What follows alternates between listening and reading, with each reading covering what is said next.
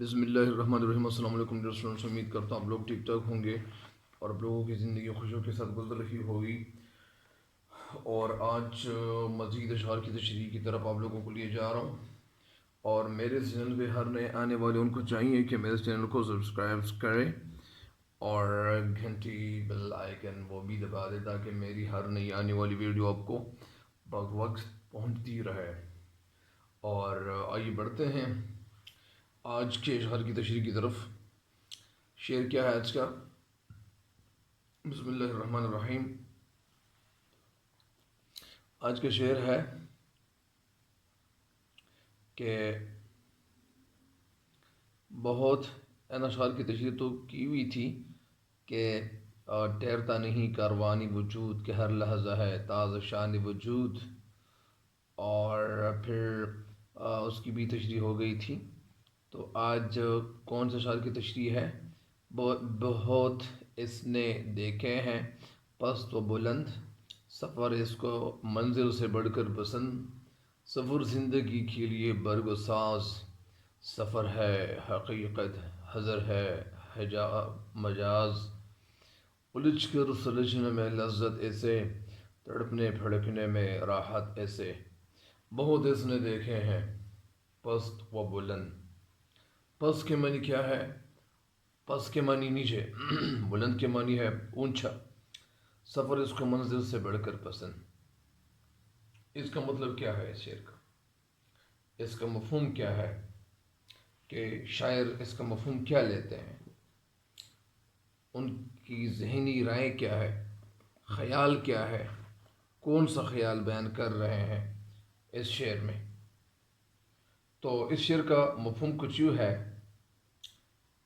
کہ شاعر شعر میں کہتے ہیں کہ اے انسان تو جان لے کہ زندگی تو بے شمار بلندیوں اور پستیوں سے ہو کر گزری ہے، اور حرکت اور گردش اس کی عادت ہے، اس کو تو منزل تک رسائی سے زیادہ سفر اور گردش ہی پسند ہے۔ وہ کسی بھی پڑاؤ پر رکنے کا نام نہیں لیتی بلکہ ہمیشہ متحرک رہتی ہے۔ یعنی زندگی کے حوالے سے جو فلسفہ ہے اور جو بات انہوں نے بیان کی ہوئی ہے تو وہ کیا ہے کہ زندگی کیا ہے؟ یعنی شاعر شعر میں کہنا کیا چاہتے ہیں؟ شاعر شعر میں کہنا یہ چاہتے ہیں کہ زندگی بے شمار پستیوں اور بلندیوں سے گزرتی ہے، یعنی زندگی میں بے شمار نشیب و فراز، اتار چڑھاؤ، پست و بلندی کے حالات اور واقعات و رونما ہوتے ہیں۔ وہ عام طور پر ادنا منزلوں سے اعلیٰ منزلوں کی طرف گامزن رہتی ہیں۔ یعنی زندگی میں بے شمار نشیب و فراز لوگ دیکھتے ہیں۔ بہت سارے لوگ ایسے ہوتے ہیں کہ وہ دنیا میں ایک چھوٹا سا کاروبار شروع کرتے ہیں اور وہ کاروبار اتنا زیادہ بڑھ جاتا ہے، اس میں اتنی زیادہ کامیابی آ جاتی ہے کہ وہ کاروبار جو کچھ پیسوں سے انہوں نے شروع کیا ہوا ہوتا ہے، لیکن وہ پھر لاکھوں اور کروڑوں تک وہ کاروبار وہ کیا ہو جاتا ہے، پہنچ جاتا ہے۔ اسی وجہ سے عموماً ادنا منزلوں سے لے کر یہ لوگ اعلیٰ منزل تک یہ رسائی حاصل کرتے ہیں۔ انہیں ایک چھوٹی سی منزل سے اس کا آغاز کرتے ہیں اور پھر وہ بڑھتے بڑھتے وہ ایک ایسی کامیابی تک پہنچ جاتے ہیں کہ وہ کامیابی بہت زیادہ وہ ایسی کامیابی ہوتی ہیں کہ وہ چندیات دینے والی کامیابی ہوتی ہے، آنکھوں کو چندیات دینے والی۔ اور اس کی بقا کا راز یہ ہے کہ وہ ہر دم ہر وقت سفر میں رہے۔ یعنی اس شعر کا مفہوم کیا ہے؟ اس شعر کا مفہوم کچھ یوں ہے کہ انسان جب تگ و دو کرتا ہے مسلسل تگ و دو کرنے سے انسان بہت کچھ ہے۔ یعنی انسان جب تگ و دو کرتا ہے، محنت مشقت وہ مسلسل کرتا رہے، تو یہی اصل میں کامیابی ہے۔ کامیابی کی راز اصل میں وہ کیا ہے؟ مسلسل محنت کامیابی کی راز ہے، یہ اس کا مفہوم ہے۔ اور یہاں یعنی متحرک رہے، انسان کو چاہیے کہ وہ حرکت کرتا رہے اور متحرک رہے اور ہر وقت تحرک کرتا رہے، اور اسے منزل یعنی قیام یہ پسند نہیں ہے۔ زندگی میں اگر آپ کسی کام کو، مثال کے طور پر بہت سارے لوگ ایسے ہوتے ہیں، یعنی اگر طلباء کی مثال لے لوں کہ کچھ طلباء ایسے ہوتے ہیں کہ وہ محنت سے دل چراتے ہیں اور وہ محنت صحیح طریقے سے دل سے نہیں کرتے، وہ کتابیں نہیں پڑھتے ہیں۔ اور بہت سارے اسٹوڈنٹس ایسے ہوتے ہیں کہ وہ کتابیں پڑھتے ہیں، محنت کرتے ہیں، وقت پہ کام کرتے ہیں۔ تو جب وقت پہ کام کرتے ہیں تو وہ اسٹوڈنٹس جو ہوتے ہیں وہ محنت زیادہ کرنے والے، تو وہ آگے بڑھ جاتے ہیں، اور وہ جو محنت نہیں کرتے تو وہ پیچھے رہ جاتے ہیں۔ یہ زندگی کا ایک کلیہ بھی ہے، جس طرح اللہ تعالیٰ فرماتا ہے اپنے کلام پاک میں، اس آیت کا ترجمہ کچھ یوں ہے کہ بے شک اللہ تعالیٰ کسی کی محنت ضائع نہیں کرتا، اور ہر انسان کو محنت کا صلہ ضرور ملتا ہے، نتیجہ اس کا ضرور ملتا ہے، نتیجہ اس کا وہ مثبت آتا ہے۔ اگر محنت کی جائے تو نتیجہ مثبت، اور اگر کسی نے محنت نہیں کی تو نتیجہ پھر منفی ہوگا۔ ظاہری بات ہے کہ اس دنیا میں جو بھی انسان آتا ہے ان کو یہ چاہیے کہ وہ محنت کرتا رہے، تگ و دو کرتا رہے، کوششیں کرتا رہے۔ تو اگر یہ کوششیں کرتا رہے گا تو اس انسان کو کامیابی ملے گی، اور اگر یہ محنت نہیں کرے گا اور محنت سے دل چرائے گا، جی چرائے گا، تو پھر کیا ہوگا؟ اس کو ناکامی ہی ملے گی، اور پھر یہ انسان کیا ہوگا؟ غریب ہوگا۔ اسی وجہ سے میں نے یہ بات بھی سنی تھی کہ اگر ایک انسان اس دنیا میں وہ غریب آیا اور غریب پیدا ہو گیا، اور وہ اس دنیا سے غریب بھی مرا اور غریب مر کے چلا گیا، تو وہ اس انسان کی اس انسان کی جو ہے وہ ناکامی ہے، کیونکہ انہوں نے اپنے آپ کی بدلنے کی کوشش نہیں کی۔ جس طرح یہ آیت کا ترجمہ بھی ہے، ایک شاعر کہتے ہیں کہ خدا نے آج تک اس قوم کی حالت نہیں بدلی، یعنی نہ ہو جس کو خیال اپنی حالت آپ بدلنے کا۔ یہ شعر کئی طریقوں سے مستعمل ہے، تو بہرحال یعنی اللہ تعالیٰ نے ان قوموں کی حالت یعنی نہیں بدلی ہے جو لوگ اپنی حالت بدلنے کی کوشش نہیں کرتے۔ ظاہری بات ہے کہ اللہ تعالیٰ سے جو انسان مانگتا نہیں ہے، ایک انسان محنت نہیں کرتا ہے اور آگے بڑھنے کی کوشش نہیں کرتا ہے، آگے بڑھنے کے لیے کوششیں نہیں کرتا، تو ظاہری بات ہے کہ وہ انسان کبھی کامیاب نہیں ہو سکے گا۔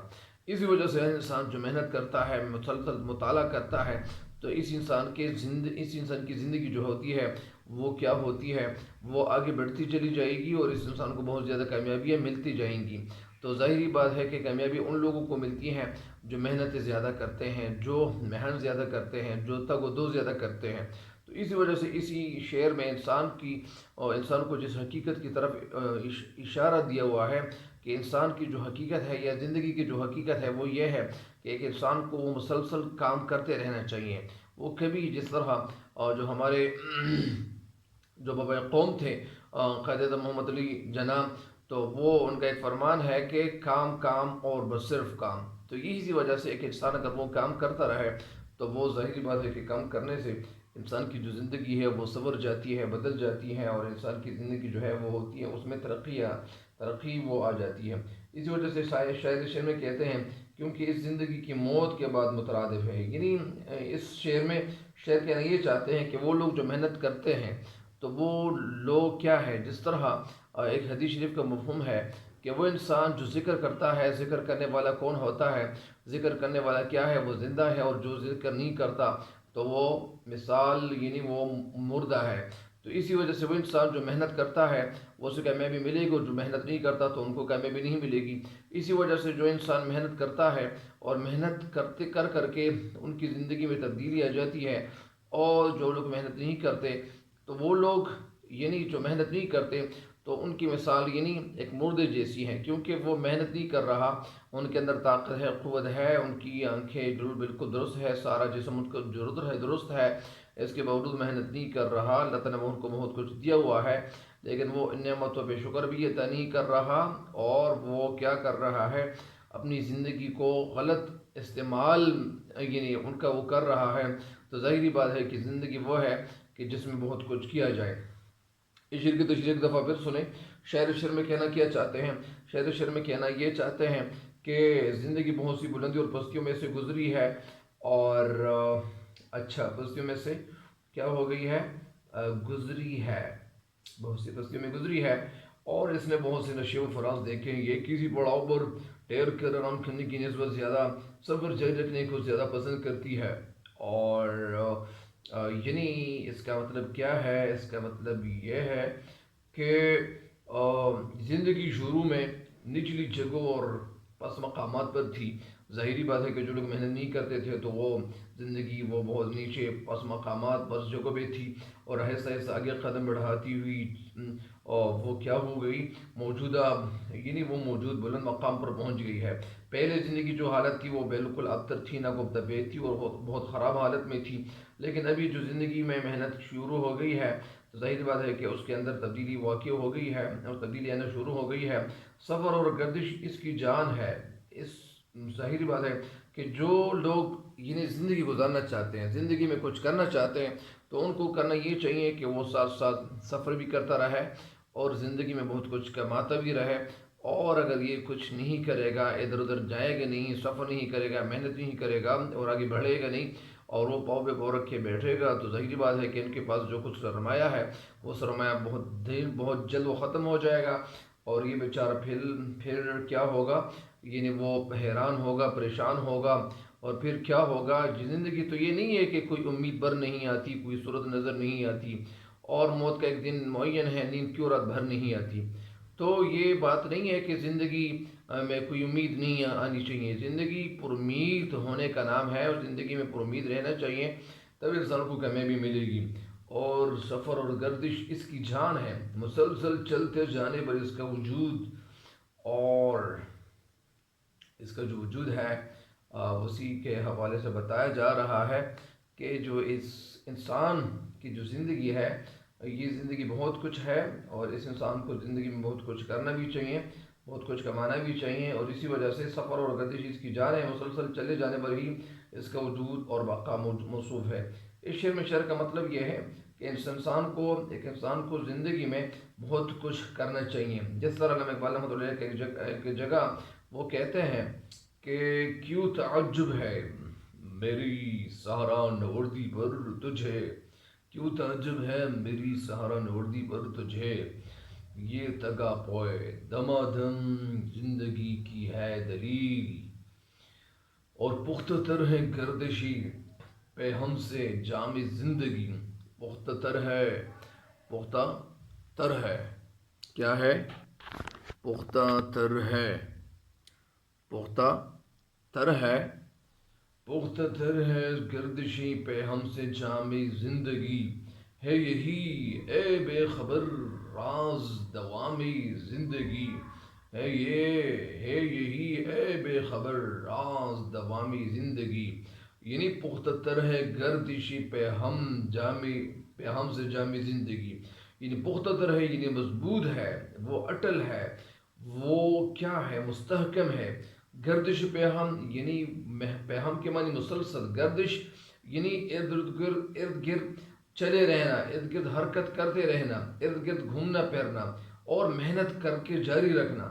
جامی زندگی یعنی زندگی کی جو جام ہے، زندگی کا جو برتن ہے اور زندگی کا جو پیالہ ہے، تو اس زندگی میں انسان کے اندر جان تب آتی ہے، انسان کی زندگی تب زندگی بنتی ہے کہ یہی اے بے خبر، اور یہی زندگی کا جو راز ہے، اے بے خبر، اے ناخبر انسان، دوامی زندگی یعنی دوام کے معنی مسلسل، یعنی ہمیشہ کی زندگی پانے، اگر یعنی ہمیشہ زندگی کی ہمیشہ زندگی اور کامیابی زندگی وہ لوگ پاتے ہیں جو کیا کرتے ہیں، مسلسل محنت کرتا رہتا ہے، مسلسل محنت کرتے ہیں، اور اگر جو لوگ محنت نہیں کرتے تو ظاہری بات ہے کہ ان کو کامیابی کبھی نہیں ملے گی۔ اس شعر کی تشریح مکمل ہو گئی ہے، اگلی شعر کی تشریح کی طرف آپ لوگوں کو لیے چلتا ہوں۔ سفر زندگی کے لیے برگ و ساز، سفر ہے حقیقت، حضر ہے مجاز، سفر زندگی کے لیے برگ و ساز، یعنی سفر وسیل ظفر، سفر کے معنی کامیابی، یعنی سفر وسیل ظفر، یعنی جو لوگ سفر کرتا رہتا ہے زندگی میں، مسلسل وہ سفر کرتا رہتا ہے، تو سفر ہے حقیقت، حضر ہے مجاز۔ تو وہ کیا ہے؟ سب سے پہلے میں آپ کو یہ بتا دوں کہ سفر ہے حقیقت، حضر ہے مجاز۔ حضر کے معنی یعنی ٹھہرے رہنا، قیام کرنا، ایک جگہ پہ جمے رہنا، یعنی سکون اختیار کرنا، ایک جگہ ٹھہراؤ کرنا، ادھر ادھر نہ جانا، اس کو کیا کہتے ہیں؟ اس کو حضر۔ مجاز کے معنی یہ جو جھوٹ ہے۔ اچھا، بر کے معنی بتیں، ساز، برگ و ساز کا کیا مطلب ہے؟ کہ ساز و سامان، زندگی کا سامان اور زندگی کا سامان۔ حضر کی معنی سفر کا متضاد بھی ہے یعنی قیام، اور مجاز کے معنی غیر حقیقی۔ اس شعر کا مفہوم کیا ہے؟ اس شعر میں شعر کہنا کیا چاہتے ہیں؟ اس شعر میں شعر کہنا یہ چاہتے ہیں کہ صرف سفر ہی زندگی کا ساز و سامان ہے، یعنی تحرک ہی زندگی ہے۔ یعنی جو لوگ محنت کرتے رہتے ہیں، اور سفر زندگی کا کیا ہے؟ زندگی کے لیے ساز و سامان کیا ہے؟ ساز و سامان کیا ہے؟ سفر زندگی، صرف سفر ہی زندگی کا ساز و سامان ہے، یعنی تحرک ہی زندگی ہے، یا زندگی متحرک اور سرگرم عمل رہنے کا دوسرا نام ہے۔ جو لوگ زندگی گزارتے ہیں اور ساتھ ساتھ زندگی میں وہ سفر بھی کرتے رہتے ہیں، تو سفر کیا ہے؟ زندگی کا ایک دوسرا نام ہے۔ اور زندگی میں اگر سفر کو حقیقت تصور کیا جائے تو حضر مجاز شمار ہوگا۔ اگر زندگی میں سفر کو حقیقت تصور کیا جائے، زندگی دوسرے نمبر پہ رکھی جائے اور سفر پہلی نمبر پہ، تو حضر مجاز شمار ہوگا۔ یا اس کا مطلب یہ بھی ہے کہ زندگی میں اگر سفر کو حقیقت تصور کیا جائے تو حضر مجاز شمار ہوگا۔ یعنی جو لوگ ٹھہرے رہتے ہیں اور جو لوگ قیام کرتے ہیں، ایک جگہ پہ جمع رہتے، ایک جگہ سے حرکت کرتے نہیں ہیں، اور وہ کسی کام کے لیے وہ اکٹھے نہیں ہو رہے، کوئی محنت نہیں کر رہے، تو وہ مجاز ہوگا۔ وہ کیا ہوگا؟ وہ جھوٹ پہ مبنی ہوگا۔ یعنی سفر اگر زندگی ہے تو حضر کیا ہے؟ موت ہے۔ ظاہری بات ہے کہ محنت کرنے سے بہت کچھ ہوتا ہے، محنت نہ کرنے سے کچھ بھی نہیں ہوتا۔ اس شعر کا مفہوم تو میں نے بتا بھی دیا ہے، اور ایک دفعہ پھر اگر آپ کو بتا دوں کہ جہاں تک سفر کا تعلق ہے، سو وہ زندگی کو متحرک اور برسر عمل رکھنے کا دوسرا نام ہے۔ برسر عمل رکھنے کا دوسرا نام ہے۔ اس لیے سفر کو حقیقت بھی تصور کر لینا چاہیے، اور مجاز بھی، کہ سفر کی یہ دونوں صورتیں زندگی کے ہی بلا شبہ دو رخ ہے۔ یعنی جہاں تک سفر کا تعلق ہے، سو وہ زندگی کو متحرک اور برسر عمل رکھنے کا دوسرا نام ہے۔ اسی لیے سفر کو حقیقت بھی تصور کر لینا چاہیے، اور مجاز بھی، کہ سفر کی یہ دونوں صورتیں زندگی کے ہی بلا شبہ دو رخ ہیں۔ یعنی زندگی میں اگر ایک انسان وہ متحرک رہے، وہ حرکت کرتا رہے، اور حرکت کیا ہے؟ حرکت میں برکت بھی ہے۔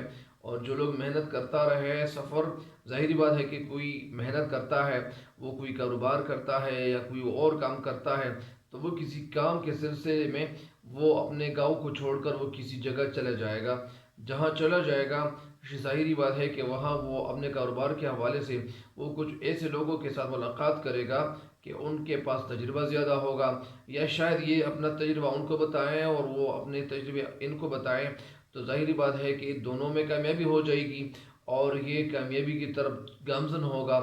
اور ساتھ ساتھ جب یہ سفر کرتا جائے گا، ظاہری بات ہے کہ بہت سارے لوگ پرانے دور میں ایسا کرتے تھے کہ وہ تعلیم حاصل کرنے کے لیے، علم حاصل کرنے کے لیے بہت دور تک وہ سفر کرتے تھے۔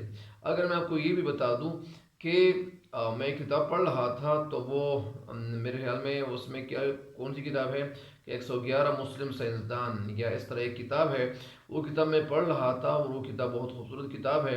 اس میں مسلمانوں کی جو آج سے تقریباً 1200 سال پہلے کی وہ انہوں نے ایک ہسٹری انہوں نے قلم بند کی ہوئی ہے۔ وہ اگرچہ مختصر ہے وہ ہسٹری، لیکن اس میں کچھ ایسی باتیں بھی وہ کیا ہے اور موجود ہے، کہ وہ باتیں وہ اس میں یہ ہے کہ بہت سارے لوگ پرانے دور میں ایسا کرتے تھے کہ وہ ایک جگہ سے سفر کرتے تھے، یا اسی وجہ سے یہ تقریباً 800 ہسٹری کی بات کر رہے ہیں کہ آج سے تقریباً 1200 سال پہلے کی بات ہے، کہ وہ یعنی زمین کی جو پہلی پیمائش ہوئی تھی، تو وہ بھی آج سے 1200 سال پہلے کی گئی تھی۔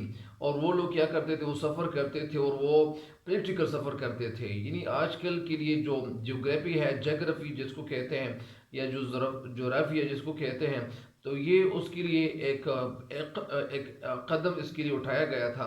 تو ظاہری بات ہے کہ اس وقت ایسا ہو رہا تھا کہ بہت سارے لوگ جو موجود تھے وہاں پہ، تو انہوں نے سفر کیے، انہوں نے ایسے ایسے لوگوں کو بھیجا، ادھر ادھر بھیجا کہ وہ کتابیں کلیکٹ کر لے، اور اس طرح بہت ساری کتابیں جو اس وقت موجود تھیں، تو ان کا جو ایک سربراہ مقرر کیا گیا تھا، جو مقرر ہو گیا تھا، تو ان کو علم سے بہت زیادہ محبت تھی، اور علم کے ساتھ ان کی زیادہ محبت تھی، اسی وجہ سے ان کا نام میں بھول رہا ہوں، تو بات یہ ہے کہ وہ لوگ ان کو سفر کرنے کے لیے بھیجا گیا.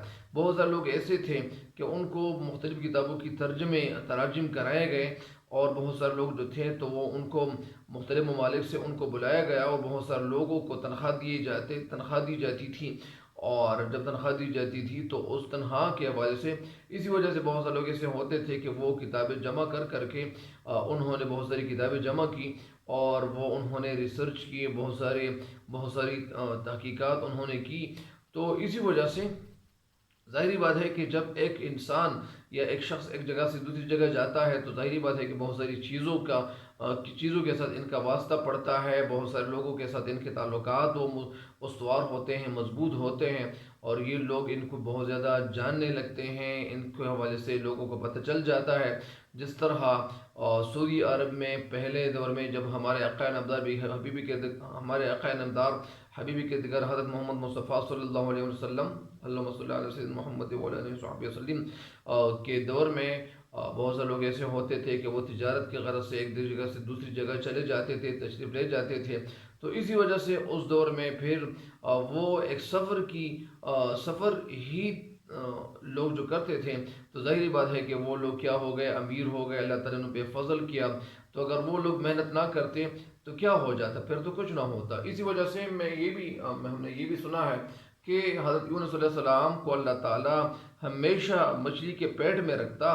اگر وہ محنت نہ کرتے، اگر وہ وظائف نہ پڑھتے اور اللہ تعالیٰ سے نجات حاصل کرنے کی دعائیں نہ مانگتے تو پھر کیا ہو جاتا. ظاہری بات ہے کہ ان کو کامیابی نصیب نہ ہوتی. تو اسی وجہ سے انسان کے حوالے سے یہ بتایا جاتا ہے کہ بہت سارے لوگ ایسے ہوتے ہیں کہ وہ زندگی میں وہ ایک جگہ نہیں رہتے، قیام نہیں کرتے، بلکہ وہ مسلسل تگودو کرتے رہتے ہیں، محنت اور مشقت کرتے رہتے ہیں. اور محنت اور مشقت کی وجہ سے انسان کو کامیابی ملتی ہے. اور کامیابی کیوں نہیں ملے گی؟ کیونکہ وہ جب اپنے گھر کو چھوڑتا ہے، گاؤں کو چھوڑتا ہے، باہر جاتا ہے اور پیسے کمانے کی غرض سے، علم حاصل کرنے کی غرض سے، تو ظاہری بات ہے کہ سفر وسیلے ظفر کے معنی یعنی ذریعہ، وسیلہ کے معنی ذریعہ، یعنی سفر جو ہے وہ کیا ہے؟ کامیابی کا ایک ذریعہ ہے. اور اٹ از دا کی آف سکسیس. کیا چیز؟ یعنی سفر، ٹریولنگ. تو ٹریولنگ جو ہے وہ اس انسان کی زندگی میں بہت زیادہ کامیابی آ جاتی ہے، اور یہی انسان کامیابی کے جو مینار ہے وہ پھلانگ کر کے آگے بڑھتا ہے اور ان کو کامیابیاں ملتی ہیں. تو اس شعر کی تشریح مکمل ہو گئی ہے. تھوڑا سا ڈیٹیل میں اس لیے جانا چاہیے کہ آپ کو صحیح جانکاری حاصل ہو، آپ کو مکمل معلومات آپ کو شعر کے حوالے سے حاصل ہو. اور ایک دفعہ پھر یہ تو اس شعر کی تشریح مکمل ہو گئی ہے کہ سفر زندگی کے لیے برگ و ساز، سفر ہے حقیقت، حضر ہے مجاز. اس شعر کا مطلب یہ ہے کہ وہ انسان جو محنت کرتا ہے، جہاں تک سفر کا تعلق ہے، سو زندگی کو متحرک اور برسر عمل رکھنے کا دوسرا نام ہے. اسی لیے سفر کو حقیقت بھی تصور کر لینا چاہیے اور مجاز بھی. ان سفر کو حقیقت بھی تصور کر لینا چاہیے اور مجاز بھی، کہ سفر کی یہ دونوں صورت زندگی کے ہی بلا شبہ دو رخ ہیں. ایک دفعہ پھر اس شعر کی تشریح سنیں کہ شعر میں کہنا کیا چاہتے ہیں. شعر میں کہنا یہ چاہتے ہیں کہ سفر زندگی کے ساز و سامان کی حیثیت رکھتا ہے. سفر کرنا ایک حقیقت ہے اور گھر میں ٹیرے رہنا مجاز ہے، وہ جھوٹ ہے، وہ مجاز ہے، وہ تو کچھ ہے ہی نہیں، وہ پاؤں پہ پاؤں رکھے بیٹھا ہوا ہے. مطلب یہ ہے کہ سفر ہی زندگی کو قائم و دائم رکھنے کے لیے نہایت اور اشد ضروری ہے. بس یہ سمجھ لو کہ زندگی سفر ہی کا دوسرا نام یا دوسری شکل ہے. اور ایک جگہ علامہ محمد اقبال رحمۃ اللہ کہتے ہیں کہ تو اس پیمانہ امروز و فردا سے نہ ناپ، تو اس پیمانہ امروز و فردا سے نہ ناپ، جاوداں پہ ہم دوا ہر دم جوا ہے زندگی. اس شعر کی تشریح بھی مکمل ہو گئی ہے. اگلے شعر کی تشریح کی طرف آپ لوگوں کو لیے چلتا ہوں. اگلا شعر کیا ہے؟ الجھ کر سلجھنے میں لذت اسے، الجھ کر سلجھنے میں لذت اسے، تڑپنے بھڑکنے میں راحت اسے. اس شعر کا مفہوم یہ ہے کہ ایک انسان کی مسلسل تگ و دو اور کسی کام میں خود کو الجھانا اور مشکل میں خود کو ڈالنا اور کوئی بڑا کام کرنا، اس کے لیے محنت مشقت کرنا اور خود کو تکلیف میں ڈالنا، اصل اسی تکلیف میں ڈالنا کیا ہے؟ یہ ایک مزہ ہے، ایک راحت ہے، ایک سکون ہے۔ ظاہری بات ہے بہت سارے لوگ ایسے ہوتے ہیں کہ وہ مسلسل مطالعہ کر رہے ہیں، اور جب مطالعہ کر رہے ہوتے ہیں یا مطالعہ کرتے ہیں تو ظاہری بات ہے کہ ان کی محنت جو ہوتی ہے تو وہ خود کو تکلیف میں ڈالتے ہیں، لیکن خود کو تکلیف میں ڈال کر بھی وہ بہت کچھ معلومات اپنے ذہن میں رکھتا ہے اور وہ سٹور کرتے رہتے ہیں۔ ظاہری بات ہے کہ یہ تکلیف تو اس میں بہت زیادہ ملتی ہے، کیونکہ ذہنی تھکاوٹ کا بھی باعث ہے اور زیادہ محنت، اور ساتھ ساتھ یہ خود کو تکلیف میں اور یہ آنکھوں بلکہ سارے جسم کو تکلیف میں ڈالنے کے مترادف بات ہوتی ہیں۔ لیکن اس کے باوجود اس اسٹڈی میں، اس مطالعے میں جو بات چھپی ہوئی ہوتی ہیں تو وہ ایک راحت بھی انسان کو دیتا ہے کہ کیوں نہ میں آگے بڑھوں اور محنت کرتا رہوں اور خود کو الجھا رکھوں، کیونکہ اگر یہ خود کو الجھا رکھیں اور وہ کسی محنت کے لیے، وہ کسی کام کے لیے محنت کرتا رہے تو ظاہری بات ہے کہ ان کو کامیابی ملے گی، اور کامیابی 100% کامیابی اگر نہ ملے تو وہ ظاہری بات ہے کہ 80 یا 9 یا 95% کامیابی ان کو ضرور ملے گی، کیونکہ اللہ تعالیٰ کسی انسان کی محنت ضائع نہیں کرتا۔ اللہ تعالیٰ کا جو یہ کارخانہ ہے، یہ جو سسٹم ہے، جو نظام ہے، اس کا مطلب اور مقصد تو یہ ہے کہ اللہ تعالیٰ کی عبادت کی جائے، لیکن جو لوگ عبادت کرتے ہیں اور محنت کرتے ہیں اور رات کے وقت وہ اٹھتے ہیں اور نماز پڑھتے ہیں، تہجد کی نماز پڑھتے ہیں، اور اسی وجہ سے جو سردیوں کی جو راتیں ہوتی ہیں وہ صبح کی جو نماز کے لیے جو لوگ وضو کرتے ہیں، حالانکہ آج کل تو پانی وہ ماشاءاللہ ہر جگہ بہت ساری جگہ ایسی ہیں کہ وہاں گرم پانی وہ کیا ہوتا ہے، ملتا ہے، میسر آتا ہے اور میسر ہوتا ہے، مہیا ہوتا ہے، وہ سردیوں کی راتوں میں یا سردیوں میں بھی۔ لیکن بات یہ ہوتی ہے کہ بہت سارے لوگ پرانے ایسے ہوتے تھے کہ وہ سرد راتوں میں یا جو صبح کی نماز پڑھنے کے لیے جاتے تھے تو وہ ٹھنڈا پانی ہوتا تھا اور ٹھنڈے پانی سے وہ وضو کرتے تھے، وضو بناتے تھے، اور ساتھ ساتھ وہ جو عشاء کی نماز کے لیے جاتے تھے تو ٹھنڈک ہوتی تھی اور بہت زیادہ سردی ہوتی تھی، تو وہ سردی میں جب وہ نماز پڑھتے تھے تو اللہ تعالیٰ ان کو بہت کچھ عطا کر دیں گے انشاءاللہ۔ تو ظاہری بات ہے کہ انسان جو محنت کرتا ہے ان کو محنت کا صلہ اور پھل ضرور ملے گا۔ اس شعر کی تشریح کی طرف آپ لوگوں کو لیے جا رہا ہوں۔ شعر میں کہنا یہ کیا چاہتے ہیں؟ شعر میں کہنا یہ چاہتے ہیں کہ زندگی کی خاصیت اور کوالٹی یہ ہے کہ وہ تصادم، ہنگامے، آویز جنگ میں وہ لذت محسوس کرتی ہیں، کیونکہ اس کا جو ارتقاء ہے، اس کی جو تبدیلی ہے، اس کو جو انقلاب ہے، اس کے اندر جو انقلاب ہے، اس کے اندر جو تبدیلی ہے، وہ انہی باتوں کے حوالے سے ہیں کہ اگر انسان محنت کرتا جائے، مسلسل محنت، مسلسل خود کو تکلیف میں ڈالتا جائے، لیکن کیا ہے کہ یہ زندگی میں کامیابی اور لذت اور جو کیا ہے، وہ جو سکون ہے، جو تسکین ہے، وہ اسی کو اس لیے ملتی ہے کہ وہ زندگی اسی کا نام ہے کہ وہ ہر قسم کے معروضی حالات کا بڑی پامردی، جوامردی، بہادری سے کیا کریں، مقابلہ کریں، اور وہ ان پر حاوی بھی رہے۔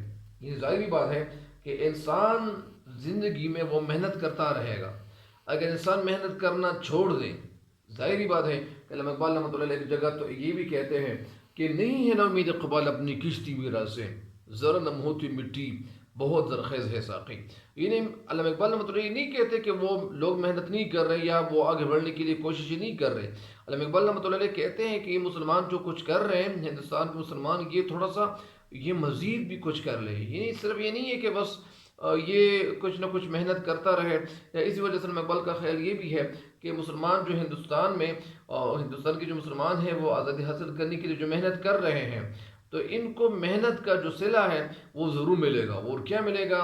وہ محنت کے صلہ ان کو آزادی کی قیمت، آزادی کی جو تصویر ہے، جو آزادی ہے، وہ آزادی کے بدلے میں ان کو یعنی ان کی محنت کا جو صلہ ملے گا، نتیجہ ملے گا، جو رزلٹ آئے گا وہ یہ آئے گا کہ ان کو آزادی ملے گی۔ اور یہ لوگ اگر اسی طرح اپنی ہمت ان کا جو ہے وہ صحیح رہے اور ان کے اندر حوصلہ صحیح رہے اور یہ محنت کرتا رہے، تو ظاہری بات ہے کہ ان کی محنت وہ رنگ ضرور لے گی۔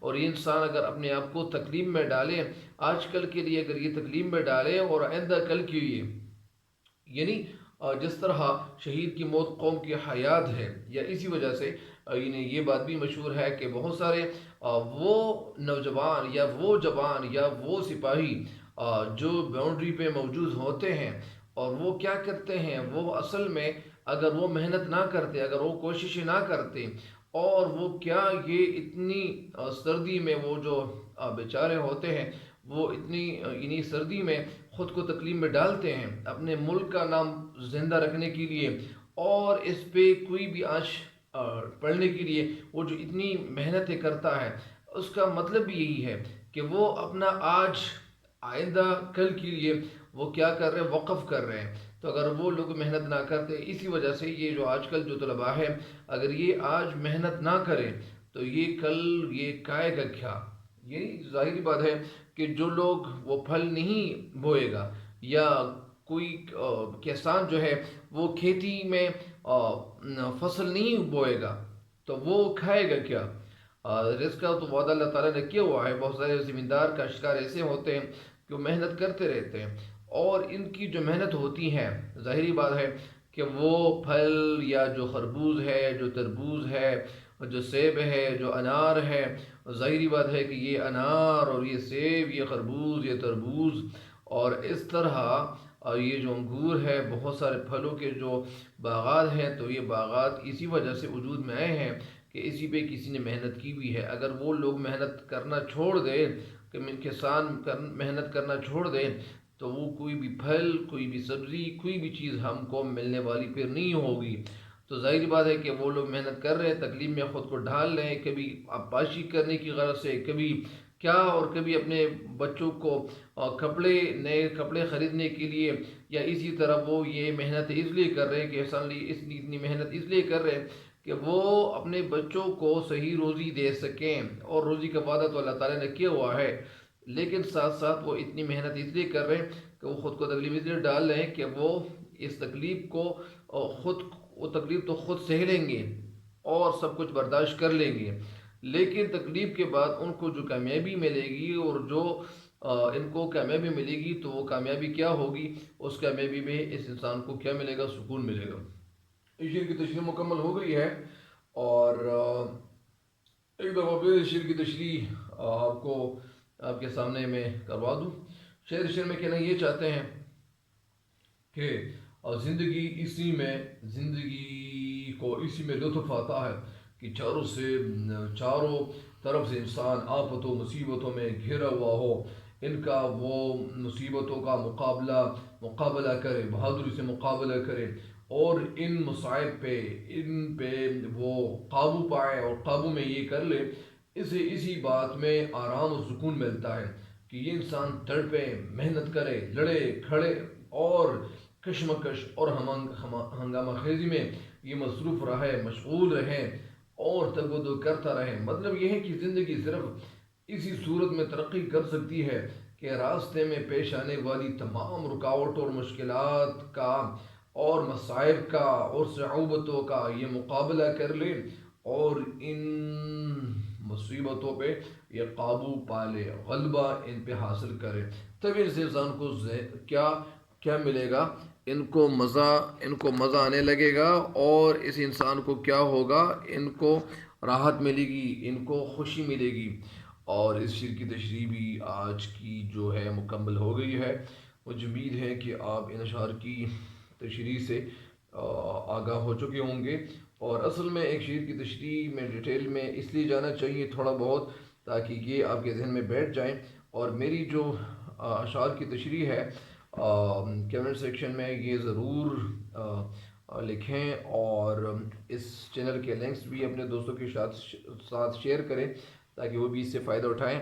اور اسی وجہ سے ڈیٹیل میں اس لیے جانا چاہیے، تفصیلی میں اس لیے جانا چاہیے کہ آپ لوگوں کے ذہن میں یہ تشریح مکمل طور پر بیٹھ جائے، تاکہ آپ کے ذہن پہ ہر رخ اور ہر جو پہلو ہے وہ آپ کے ذہن میں وہ روشن ہوتا رہے۔ اور میرے جو اس چینل کی جو ویڈیوز ہے، کوشش کریں کہ کتاب سامنے رکھیں اور موبائل کو یا جو آلہ ہے، جو بھی ڈیوائس ہے، وہ سائڈ پہ رکھیں اور کتاب سامنے رکھیں، تاکہ آپ کا جو ذہن ہے وہ صرف کتاب پہ آپ کی نگاہ وہ اٹکی رہے، ادھر ادھر بھٹکی نہ رہے۔ تو ظاہری بات ہے کہ آپ کو کامیابی انشاءاللہ ملے گی۔ اور آج کے لیے اتنا ہی کافی ہے۔ تب تک کے لیے میں اجازت چاہتا ہوں آپ سے۔ اللہ نگہبان۔